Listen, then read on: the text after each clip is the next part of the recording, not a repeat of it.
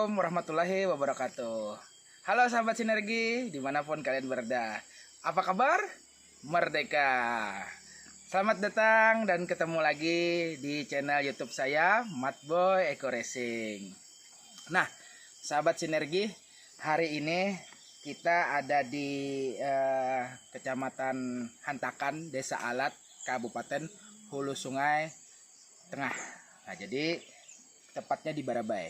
Begini, ini ada kita di kebun cabai, yaitu cabainya Tiong Tanjung. Nah, jadi ini ada masalah, sahabat. Masalahnya dulu cabainya ini keriting api penyakitnya dan juga bercak daun. Nah, jadi kebetulan kita ada sedikit peninjauan ke kebunnya milik Pak Dayat di Desa Alat. Jadi kita tanya-tanya kepada beliau, kok bisa dulunya tanaman cabai ini yang rusak, keriting api, terus bercak daun. Ya mungkin sangat menyulitkan para petani cabai. Akhirnya mereka mengantisipasinya dengan berbagai macam campuran obat atau pestisida yang berbahaya. Nah, alhamdulillah setelah kita rekomendasikan memakai eco farming, pupuk super aktif, ini kelihatan pertumbuhannya.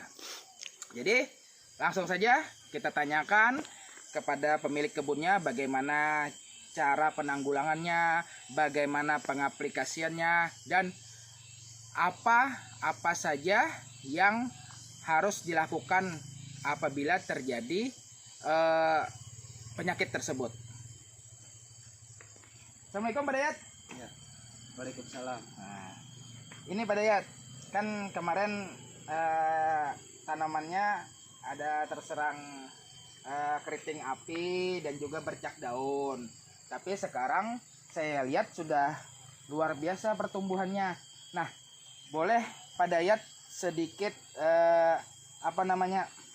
sedikit berbagi pengalaman kepada teman-teman para petani di Indonesia, bagaimana cara mengatasi masalah tersebut menggunakan eco farming. Silahkan Mbak. Assalamualaikum. Ayo kawan-kawan, dulu cabai saya penuh dengan keriting api karena kan Jadi begini Pak Dayat, berarti pemakaian eco farmingnya pertama itu penyemprotannya selisih waktunya berapa hari atau berapa minggu? Ini sudah berapa kali penyemprotan sampai ada perubahan perkembang lagi ini, daunnya makin bagus, terus bunganya keluar lagi?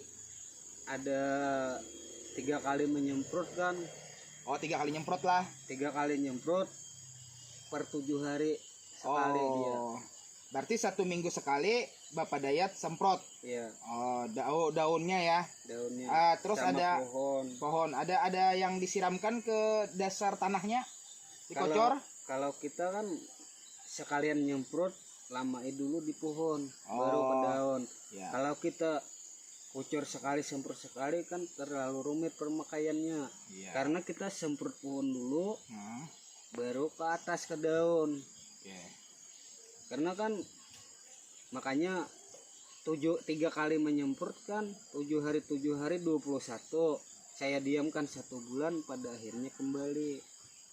Oh, berarti Berbuah. setelah 3 kali penyemprotan dalam waktu 3 minggu terus di stop, begitu kan? Ya. Dilihatkan 1 bulan kemudian, Ya, dia baru kembali. Bagus lagi. Bagus lagi. Daunnya dan bunga Dan serta pertumbuhan buahnya. Makanya kan kita bisa lihat kan ini yang keriting api dulu kan karena dia sembuh makanya ada kuning-kuning, bahkan bercak daun yang dulu masih ada. Nah, karena kan dia belum runtuh. Kalau 2 bulan yang kemudian kita semprot lagi dia runtuh, pada akhirnya menimbulkan seperti ini, ranting-ranting baru. Ini ada contoh yang rusak kemarin ya pada daerah sini mana? Ini ya? ada. Nah, ini sahabat, Yang ini salah keriting satunya yang tertinggal. Nah, ini penyemprotan yang tidak maksimal oleh Pak Dayat, memang sengaja untuk sebagai perbandingan.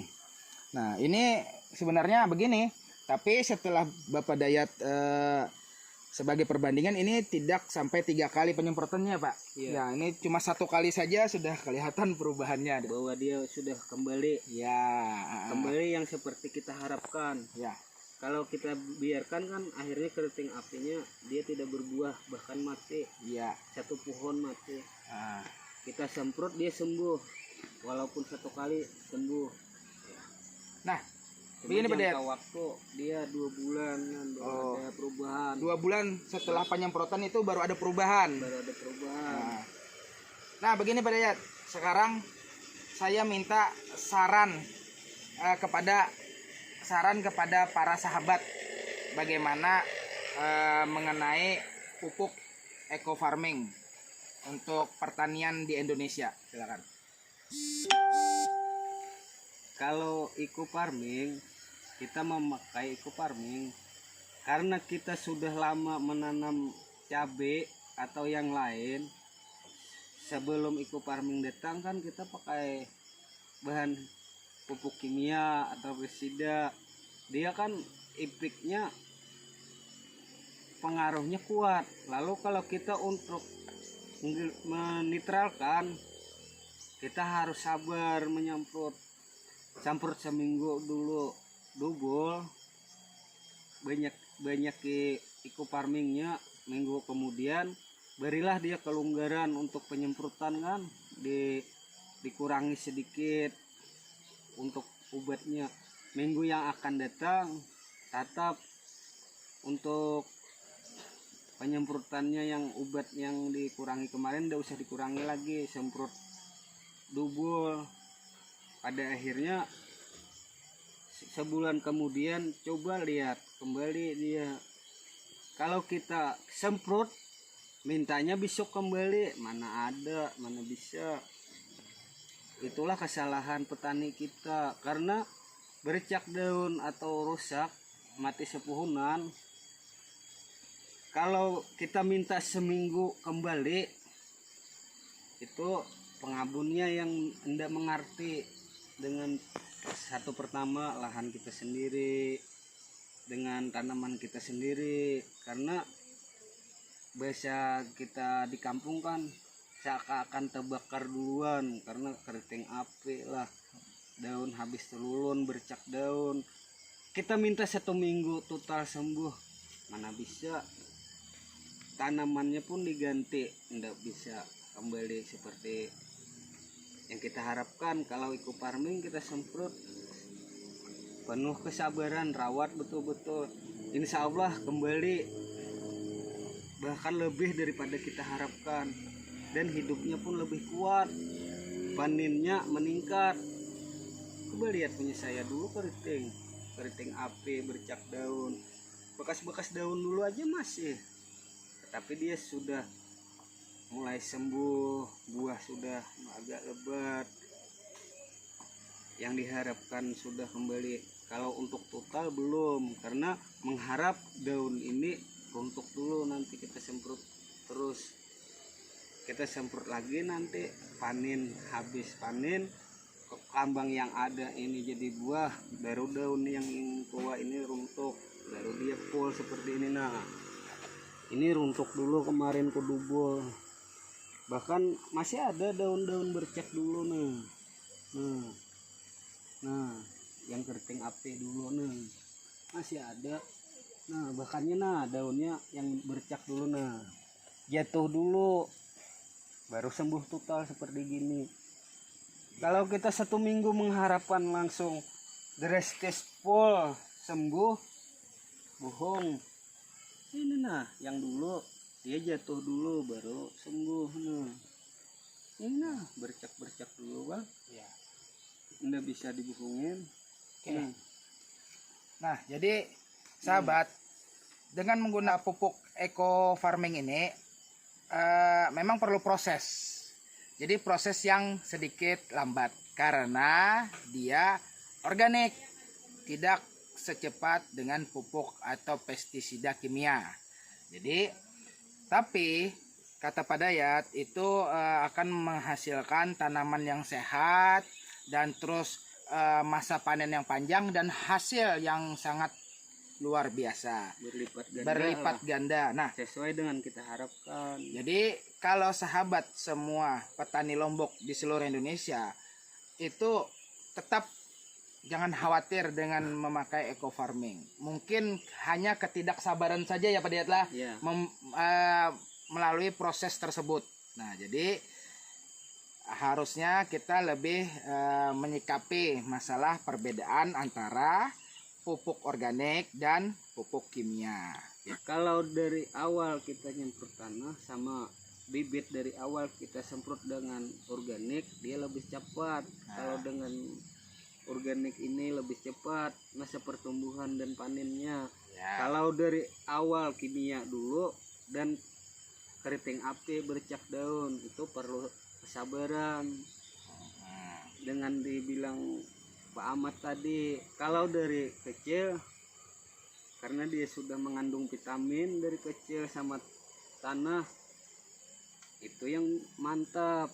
Ya, Itu yang dipinta semua petani. Nah, jadi sahabat, pengaplikasiannya eco farming itu dasarnya dulu dari tanah, maksud Pak Dayat.